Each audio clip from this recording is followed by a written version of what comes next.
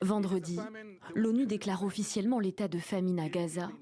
Selon l'organisation, la responsabilité de cette famine est directement imputée à un responsable, Israël.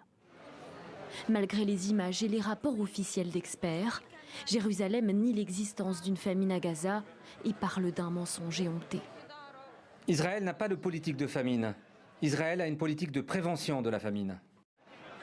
Les chiffres issus du terrain, eux, sont édifiants.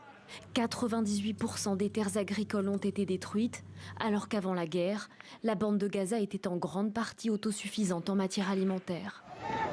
L'enclave dépend aujourd'hui intégralement de l'aide alimentaire extérieure.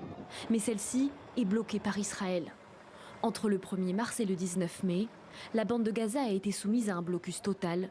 Fin mai, quelques livraisons ont repris.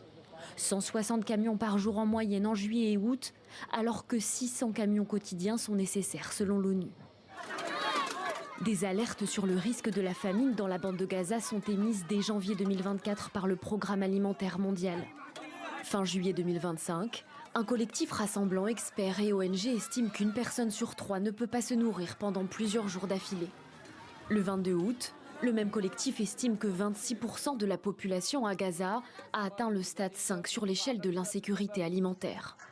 273 personnes sont mortes de malnutrition à ce jour, selon le ministère de la Santé gazaoui. Le chiffre est jugé fiable par les organisations internationales. Mais alors, que dit le droit international ? Utiliser la famine comme méthode de guerre constitue un crime de guerre. Les décès qui en résultent peuvent également être considérés comme un crime de guerre pour homicide volontaire.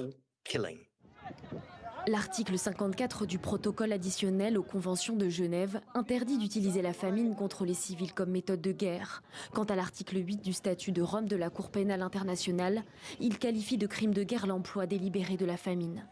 Israël, en tant que force d'occupation, a l'obligation de subvenir aux besoins de base de la population de Gaza selon le droit international, rappelé vendredi le Comité international de la Croix-Rouge.